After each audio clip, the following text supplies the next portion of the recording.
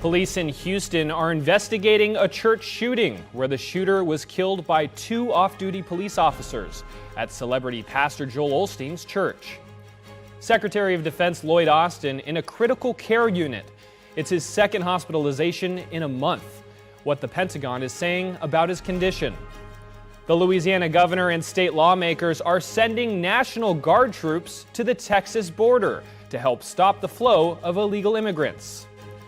A federal judge orders Elon Musk to testify again in the Securities and Exchange Commission's investigation into his $44 billion takeover of Twitter.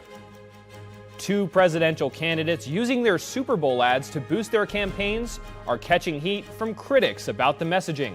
But did it work? We'll tell you why both of them are now facing backlash. New York Attorney General Letitia James seeks $3 billion in restitution from cryptocurrency firms accusing them of fraud. Happy Lunar New Year. NTD visits New York City's largest Chinatown for parade highlights, celebrating the Year of the Dragon.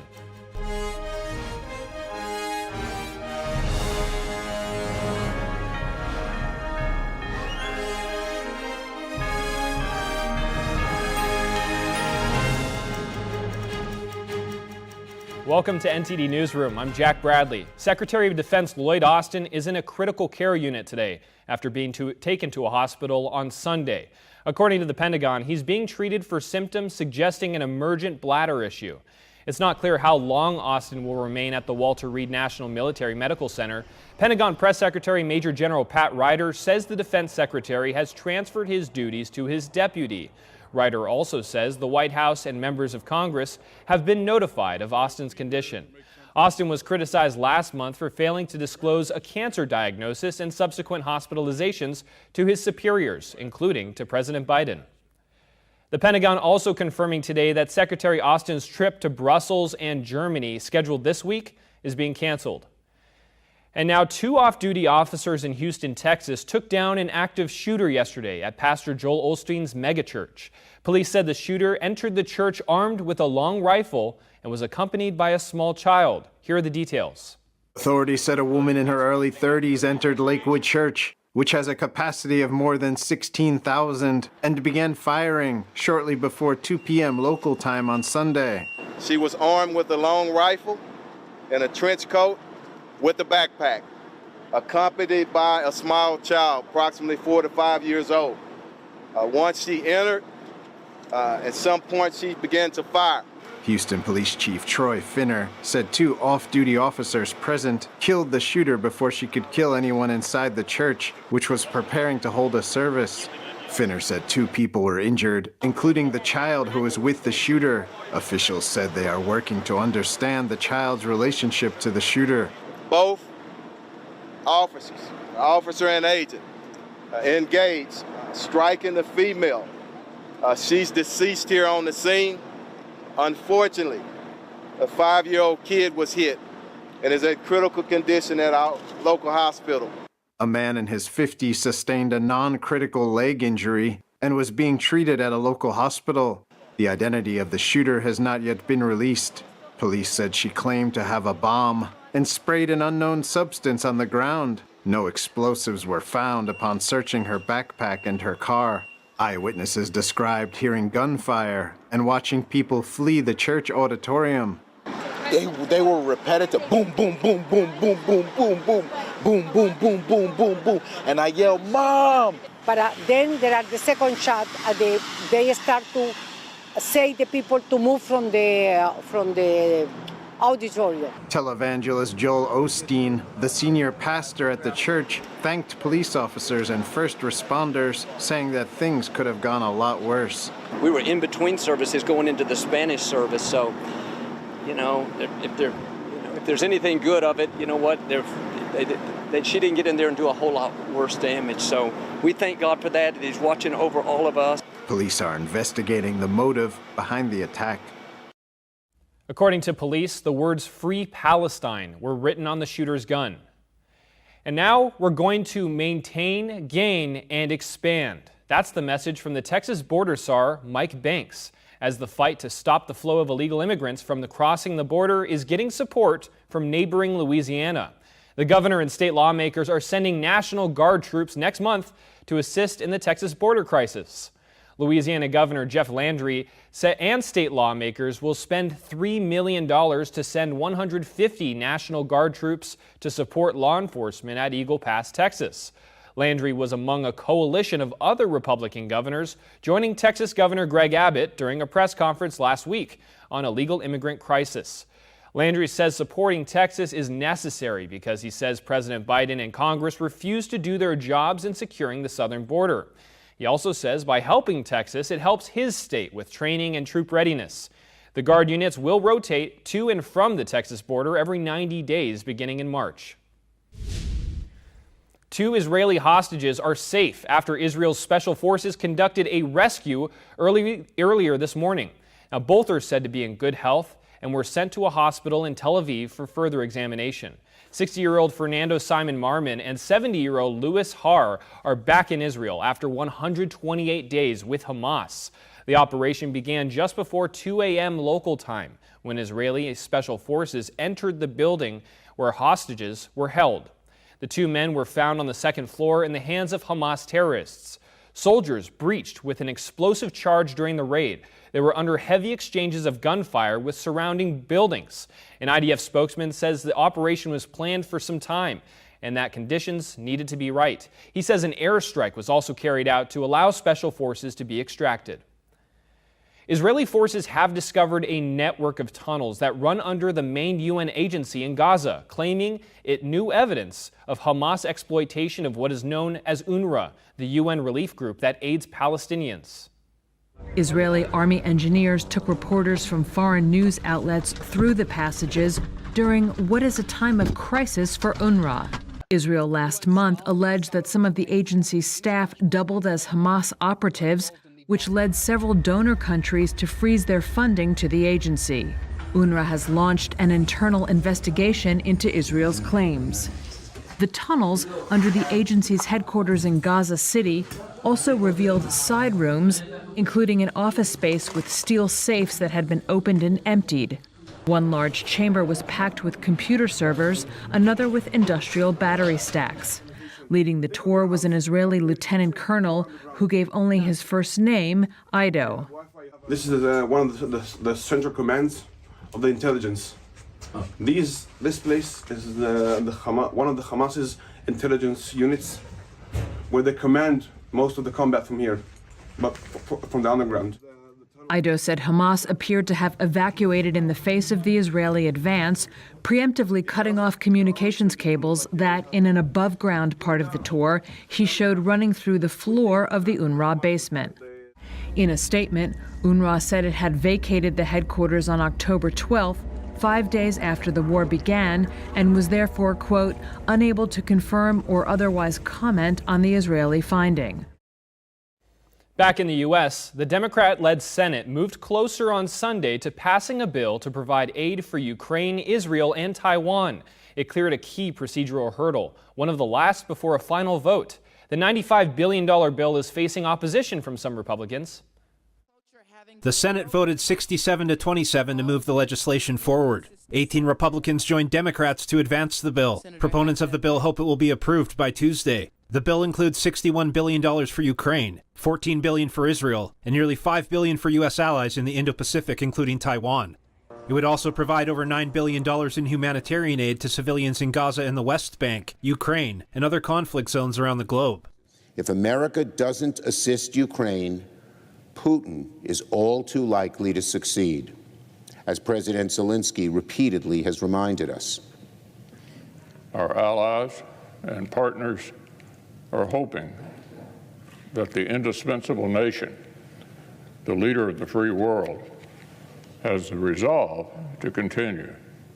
But there are still hurdles to be overcome. The bill faces staunch opposition from former President Trump and other Republicans. Senator Mike Lee spoke for nearly 4 hours on Saturday. He argued the bill ought to be subject to an amendment process, something he said was promised when the bill was first advanced. He expressed concerns with the bill again on Sunday. We all have rights to bring these amendments forward, and we ought to be able to have them considered.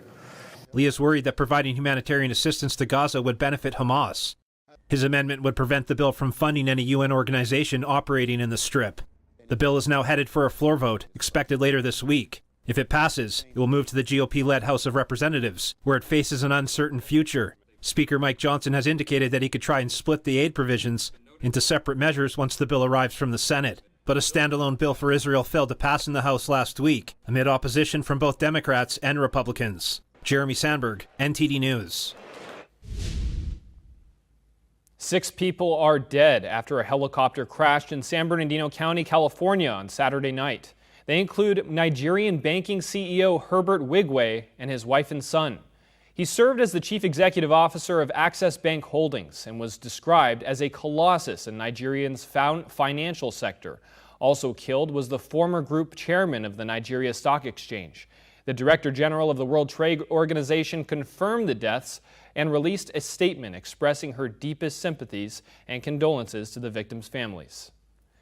New York Attorney General Letitia James is expanding her lawsuit against Digital Currency Group. She's targeting them and other cryptocurrency firms for allegedly scheming to defraud investors of more than $3 billion. NTD's Andrew Thomas has the latest. New York Attorney General Letitia James sued Digital Currency Group in October. The lawsuit now includes its Genesis Global Capital Unit and Gemini Trust as well. As there remains a high level of uncertainty at the state level regarding the status of virtual currencies from a regulatory perspective, I believe that there is a tremendous opportunity for the DFS to take an approach that can be replicated nationwide. James claims they caused more than $1 billion of losses by misleading investors about the Gemini Earn program. That program let customers lend crypto assets to Genesis in exchange for a high rate of return. Bitcoin's it's freedom. It's very American. It's distributed and it allows the duopolistic incumbents, it challenges them, and I think that's very healthy. I think that's very American. I think that's what we should all be striving for. James is seeking more than $3 billion of restitution. At the end of the day, the point is simple. No matter how powerful you are, no matter how rich you are, that no one is above the law, and that the law applies to all of us, equally and fairly. DCG said Friday that James's lawsuit was baseless. Andrew Thomas, NTD News. President Biden's campaign is now on TikTok. The handle is @BidenHQ. The account debuted on Sunday during the Super Bowl. Here's the president's first post. Chiefs or Niners? 2 great quarterbacks, hard to decide, but if I didn't say I was for the Eagles, and I'd be sleeping alone. My wife's a Philly girl. Game or commercials? Game. Game or halftime show? Game. Jason Kelce or Travis Kelce? Mama Kelce. I understand she makes great chocolate chip cookies. Deviously plotting to rig the season so the Chiefs would make the Super Bowl, or the Chiefs just being a good football team? You get in trouble if I told you. Trump or Biden? Are you kidding? Biden. The president's TikTok is significant because TikTok is owned by a Chinese company connected to the Chinese Communist Party. Both lawmakers and government officials say it's a safety threat to the United States. FBI Director Christopher Wray says the Chinese regime uses it to collect data on Americans, spy on Americans, and manipulate young people. This year's Super Bowl ads from 2 presidential candidates are stirring up controversy. Critics say both messages were poorly done and off target when it comes to boosting their campaigns. But did it work? NTD's Arian Pazdar has more. A super PAC backing Robert F. Kennedy Jr. ran this short ad during the Super Bowl halftime. Do you want a man for president who's seasoned through and through? A man who's old enough to know and young enough to do? Some people are now criticizing the candidate for using clips, slogans, and images from John F. Kennedy's 1960 presidential campaign. This includes RFK's cousin, Bobby Shriver, who denounced the use of a photo of his mother, saying she would be appalled by his deadly healthcare views. Respect for science, vaccines, and healthcare equity were in her DNA. Kennedy later apologized, saying the ad was created and aired by the American Values Super PAC, without any involvement or approval from my campaign. Meanwhile, President Biden is facing backlash over this video posted on X, talking about enjoying snacks during the Super Bowl. And as an ice cream lover, what makes me the most angry is that ice cream cartons have actually shrunk in size, but not in price. I've had enough of what they call shrinkflation. Some say that Biden shouldn't point at corporations, alleging he's to blame for so-called shrinkflation. The president of Real Clear Politics said, "This is insane. Biden is getting some really terrible advice." Ariane Pastar, NTD News. When we come back, a federal judge has ordered Elon Musk to testify again in the Securities and Exchange Commission's investigation into his $44 billion takeover of Twitter. Farmer protests occurred this weekend in at least 7 countries in Europe.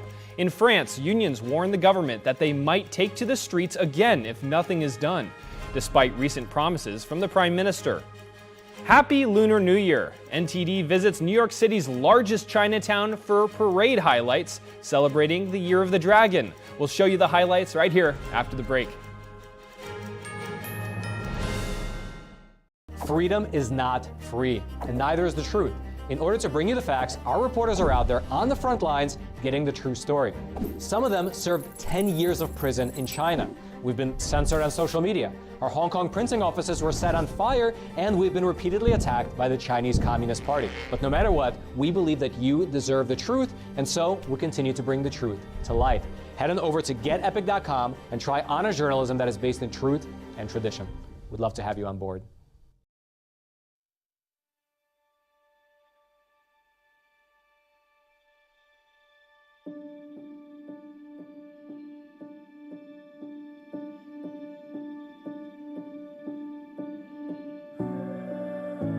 One in 5 children worldwide are faced with the reality of living without food.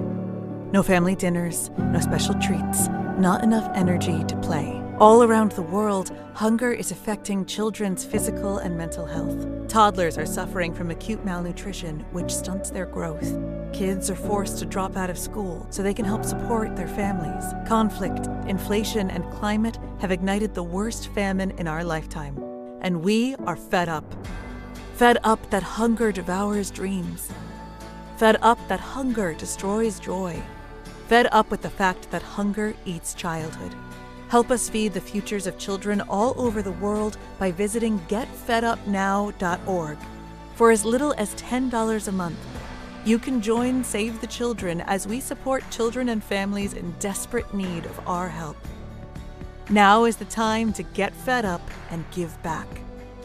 When you join the cause, your $10 monthly donation can help communities in need of life-saving treatments and nutrients, prevent children from dropping out of school, support our work with communities and governments to help children go from short-term surviving to long-term thriving. And now, thanks to special government grants, every dollar you give can multiply up to 10 times the impact. That means more food, water, medicine, and help for kids around the world. You'll also receive a free tote bag to share your support for children in need. Having your childhood eaten away by hunger is unimaginable. Get fed up. Call us now or visit getfedupnow.org.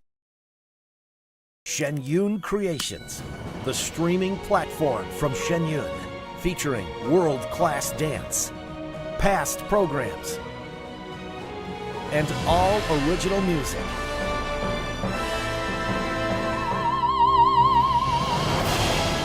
Masterclasses, behind the scenes, comedy, and more.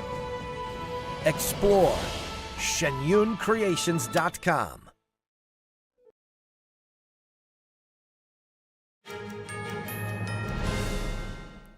Welcome back. Ukrainian officials say Russian forces are using Elon Musk's Starlink satellite terminals. Ukraine's military spy agency says it's working to stop Russian forces from using the terminals to coordinate attacks. Ukraine uses Starlink for military communications in its operations against Russian forces. Elon Musk's SpaceX produces the high-speed satellite internet terminals. Starlink says it doesn't do business of any kind with Russia's government or military. The internet service said last week that its terminals were not active in Russia. It also stated SpaceX had never sold or marketed to the service in Moscow. Elon Musk is ordered to testify again, and the S&P 500 hits a new record high. Here's NTD's Don Ma with today's business brief. All right, thank you, Jack. Here's the latest in the financial world. A federal judge has ordered Elon Musk to testify again in the Securities and Exchange Commission's investigation into his $44 billion takeover of Twitter. Now, the judge gave the regulator and Musk a week to agree on a date and a location for the meeting. Judge Laurel Beeler issued the order on Saturday. The SEC wants to find out whether Musk followed the law when filing required paperwork about his Twitter stock purchases and whether his statements in relation to the deal were misleading. Musk objected to the SEC's request for an interview, saying that they have met twice already. He also accused the regulator of harassment. Judge Beeler rejected Musk's argument. She ruled the SEC had authority to issue a subpoena seeking relevant information. Now, if the two parties cannot agree on a date and time for the interview, Beeler said she will hear both sides, then decide for them. Problems between Musk and the SEC began when the regulators sued him after Musk tweeted, quote, "Funding secured" in 2018. Musk was referring to a possible plan to take Tesla private.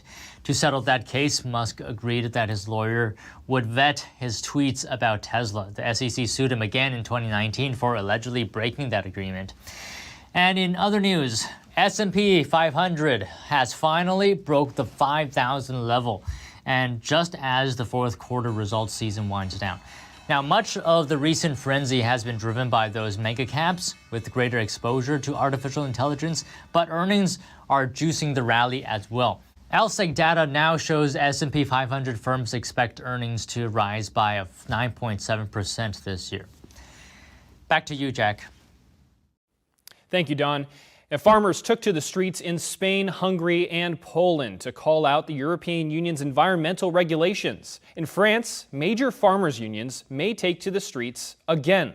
That's if government doesn't make good on the promises it made to support agriculture. NTD's France correspondent David Vivez has the story. Spanish farmers joining this weekend their counterparts from France, Germany, Italy, Portugal, Belgium and Poland, uniting in daily protests that include blocking highways and ports. Protesters gathered near the Atlético de Madrid stadium, waving Spanish flags amid scuffles with the police. Meanwhile, hundreds of farmers in Hungary are protesting against EU measures to tackle climate change and the suspension of import duties on Ukrainian exports. In France, despite Prime Minister Gabriel Attal's announcements leading to a temporary break in the protests, union leaders say there has been no follow-up from the government. They are demanding immediate action that can be seen in the farms. Farmers have major support from the French people. Our farmers are the people who feed us. It's totally unfair to bring products into Europe and France that don't meet the same standards. I support our farmers 200%. The inflow of Ukrainian goods is a point of contention for farmers across the EU, including France and Poland. Protesting farmers say believe the EU standards to be overwhelming, forcing them to sell their products at a higher price point, something they don't like. If our farmers can't live, we'll be able to eat, or we'll eat anything produced by anyone from anywhere. I'd say the government should hear them and do what's necessary to make their life better. In all professions, it's the same thing. When it comes to standards, it's standards upon standards upon standards. We can't get away from it. Soon we'll have to hire a secretary just to fill out the papers and forms. So we're not working anymore. We are just filling out paperwork. The nationwide agricultural fair scheduled from February 24th to March 3rd is an awaited milestone for the Farmers' Union. They expect to see concrete results from the government before this point. David Vives, NTD News, Paris. Happy Chinese New Year. NTD was part of New York's Lunar New Year parade on Saturday. NTD's Kevin Hogan was there to bring us the highlights. If you like uplifting marching bands, dragon dances, and traditional costumes, then you'll love the 2024 Chinese Lunar New Year Parade. It's the Year of the Dragon, and I'm out here in Flushing, New York, where hundreds upon hundreds of people are lining the streets to celebrate, watching countless troops go by, including the Tianguo Marching Band, community organizations, and Fallen Dafa with its lotus boats, lion dancers, and banners. Those lion dances, they're said to bring happiness and good luck if it's a good performance. Lions symbolize power, wisdom, and superiority. So many people came out to show support, and it's really a fun atmosphere, and people are getting ready to see the floats, and there are a lot of community organizations coming out. These are some experienced dragon dance performers. You know, we've done the dragon since 2005. This is almost 20 years for me. Yeah. So because I practice Falun Dafa, I have great energy, and I keep doing the dragon every year.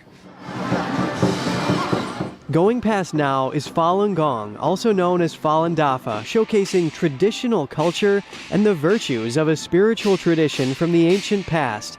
Rich symbolism, smiling faces, and dignified garbs abound as these adherents live by the tenets of truthfulness, compassion, and forbearance. The Dragon Dance is said to bring good fortune to the local community. Here's a special message from the patrons. Happy New Year! Happy New Year's! Wait for it. Papa. Flushing is a multicultural neighborhood, and the Hispanic community has a great showing. People having a great time, you can see it in their faces. The Queens Public Library came out to celebrate too. And look at those baseball costumes. And NTD and Epic Times made a special appearance, and there are the anchors, reporters, and show hosts waving. There they go. How much fun they're having. Thank you for watching NTD Newsroom. Be sure to watch NTD Evening News with Tiffany Meyer. We'll have the latest in the classified documents case involving former President Donald Trump. That's tonight at 6 p.m. Eastern, 3 Pacific, here on NTD. I'm Jack Bradley. See you tomorrow.